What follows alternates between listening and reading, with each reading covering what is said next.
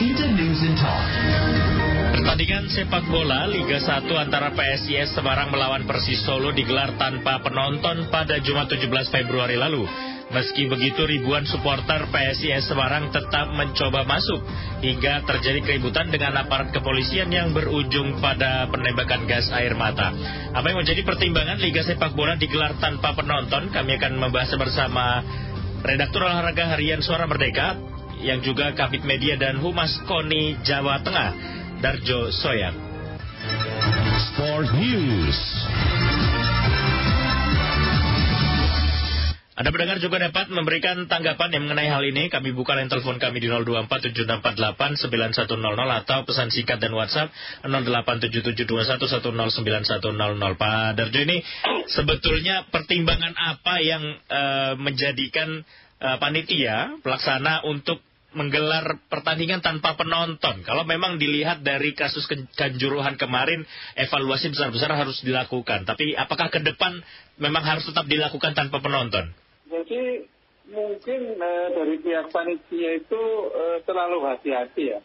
Jadi mungkin mereka belajar dari kasus Kanjuruhan sehingga ada khawatiran situasi seperti Kanjuruhan terjadi di Stadion Jatidiri, sehingga panitia yang pada awalnya sudah menjual tiket kemudian hanya dalam hitungan hari waktunya itu ada pembatalan penonton, dapat diputuskan tanpa penonton, sehingga mereka yang sudah mendapat tiket itu merasa kecewa dan kemudian marah sehingga menumpahkan kecewanya di seputar stadion itu.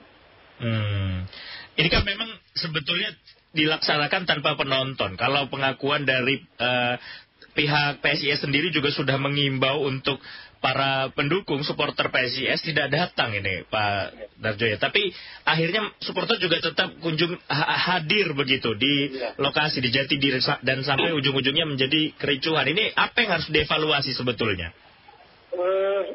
Artinya evaluasi itu sejak awal harusnya diputuskan bahwa pertandingan itu memang tanpa penonton, jangan waktunya sangat mepet secara tiba-tiba, dianggap tiba-tiba bagi sebagian pendukung itu, sehingga mereka merasa kecewa ya bahwa sudah niat untuk menonton pertandingan yang mereka nantikan tiba-tiba dibatalkan gitu. Jadi harusnya kalau memang keputusan itu sejak awal tidak mendekati hari pertandingan baru diberitahukan. Baik, ini juga kemarin sempat menggunakan gas air mata. Sebetulnya masih diperkenankan nggak sih sebetulnya Pak Darjo untuk penggunaan gas air mata untuk menertibkan supporter? Ya, kalau dari regulasi FIFA sebenarnya tidak boleh, tapi di sini pasukan keamanan menganggap bahwa mereka menggunakannya di luar stadion. Tapi karena itu bentuknya sudah menjadi gas, ketika kena tiupan angin mau nggak mau itu masuk ke area lapangan pertandingan dan membuat para pemain terganggu oleh gas air mata itu sendiri. Walaupun mungkin kasusnya tidak sebesar Kanjuruhan, tapi tidak itu kan kembali ada pelanggaran dalam pengamanan sepak bola itu. Baik. Ini kalau informasi kan sebetulnya H-3 itu sudah dijual tiketnya, tapi H-1 sebelum pertandingan nggak keluar ya dari Polrestabes. Jadi sebetulnya tadi siapa yang harus dikontrol dari tadi datangnya para supporter ke lokasi pertandingan, atau memang dari pihak timnya yang harus menjaga supporternya sendiri? Jadi memang harus ada koordinasi yang harmonis antara panitia, tim dan pihak keamanan ya. Mungkin di sini terjadi ada komunikasi yang terputus antara polisi yang sebagai pengawas pihak keamanan dengan manajemen PS dan panitia dalam hal penyelenggaraan ini, sehingga sampai pada H-1 baru ada keputusan tidak boleh dilaksanakan. Dan ini kan dengan teknologi yang maju itu sebenarnya mereka sudah menjual tiket secara online. Jadi evaluasinya mungkin itu tadi antara pihak keamanan dan panitia yang lebih harmonis hubungannya itu. Ini juga kan menjadi dilema ya Pak Darjo ya. Mengingat ini kalau di Jawa Tengah ini pertandingan cukup besar begitu. PSIS lawan Persis. Animo supporter pasti, wah saya mah harus nonton jagoan saya secara langsung ini. Nggak bisa nih kalau nonton dari televisi saja atau dari channel-channel daring lainnya begitu. Tapi kan ini yang harus mengkondisikannya ini ke depan apakah nanti pertandingan besar seperti Persis Solo melawan PSIS Semarang atau kejadian seperti yang di Kanjuruhan begitu, Arema melawan Persebaya, ini kan pertandingan besar yang menggait animo supporter lebih besar ini. Bagaimana, siapa yang harus sebetulnya kita soroti untuk menjaga ini Pak Darjo? Ya ini mungkin kita harapan besar dengan terpilihnya ketua umum PSSI yang baru itu akan menjadi PR yang sangat besar bagi Pak Erick Thohir untuk mengelola pertandingan yang dianggap mengerikan dengan karena ada supporter yang fanatisme tinggi, menjadikan pertandingan yang bersahabat, pertandingan yang begitu itu PR besar. Jadi memang kalau kita ada pembiaran seperti Persis Solo dengan PSIS, kemudian Persib Bandung, Persebaya itu tidak dicarikan solusi untuk damai, itu ya sepak bola Indonesia akan ramai di kekisruhan tapi prestasinya tidak bergerak dari tahun ke tahun gitu. Ini juga sebelumnya kan Persebaya dibatalkan juga ya Pak Darjo ya lawan PSIS ya untuk menghindari hal seperti ini. Ini sampai kapan kita akan seperti ini terus begitu? Dunia persepak bolaan kita tuh penuh dengan ketakutan ibaratnya ya Pak Darjo ya. Iya.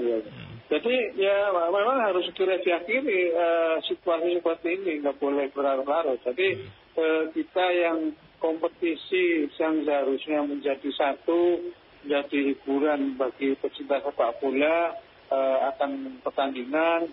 Kemudian yang kedua, kompetisi seharusnya menjadi lahan untuk peningkatan prestasi tim nasional dan pencarian bakat-bakat pemain. Kemudian menjadi industri sepak bola, akhirnya di situ menjadi mata pencarian bagi pemain yang bersangkutan dan menjadi dampak positif bagi para pedagang makanan minuman di sekitar stadion, termasuk angkutan itu harusnya menjadi panen oleh situasi yang sepak bola industri ini. Tapi yang terjadi adalah terjadinya anarki penonton, perusakan, dan sehingga malah merugikan unsur-unsur yang kita harapkan dibangun itu menjadi bertolak belakang dengan hasil yang kita harapkan karena keseruan supporter itu. Kalau memang diperhatikan kan berarti supporter lah yang punya andil besar kalaupun ada terjadi kejadian seperti ini ya Pak Darjo ya. Perlukah kira-kira tim ini untuk betul-betul menjaga atau mengontrol supporternya supaya tadi memberikan pendidikan mungkin atau pelatihan supaya jangan kisruh lah selama menonton begitu. Kalau kami yang kalah ya sudah kita kalah bersama-sama.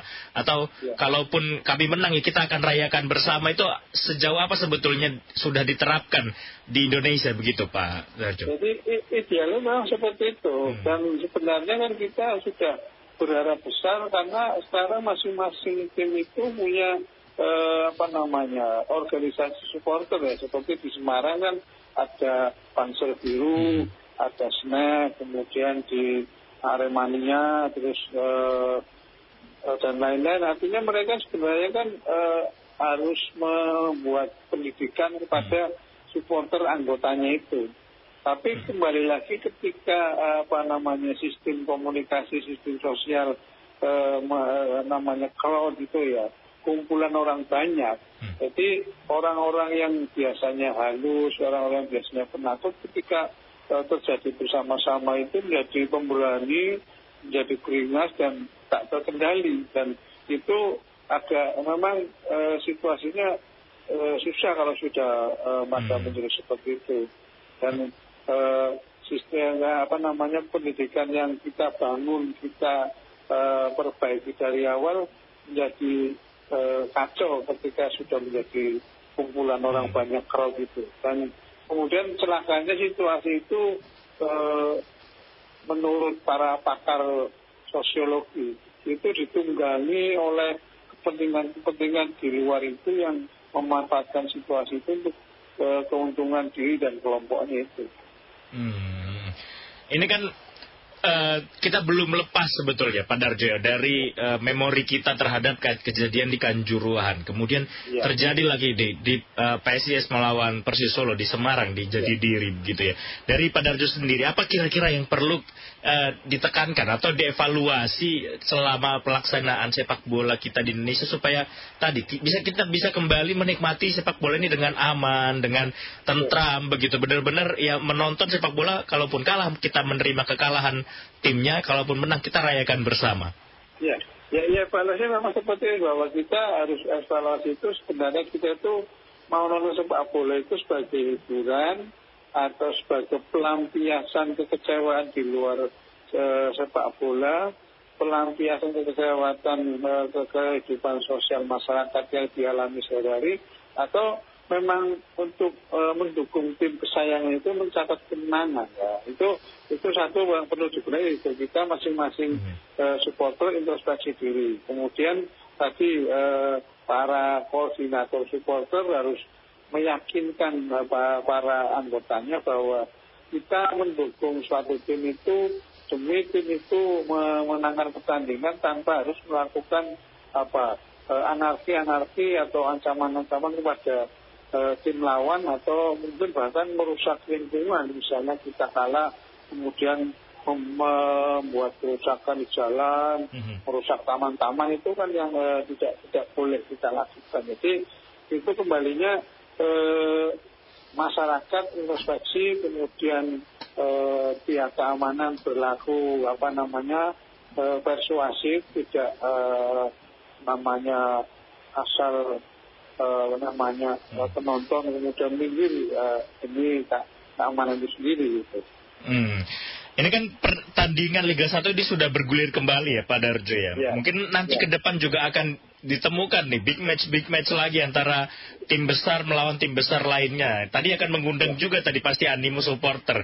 Apakah tadi langkah untuk meniadakan penonton ini sudah tepat dilakukan panitia sebetulnya Pak?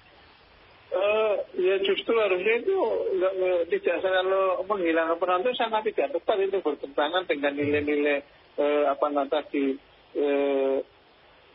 kompetisi. Karena kompetisi itu satu memang untuk mencari bakat-bakat pemain tim nasional, kemudian untuk hiburan masyarakat lewat olahraga, kemudian menjadi industri olahraga. Itu kalau kemudian dihilangkan berarti kan kita bertentangan.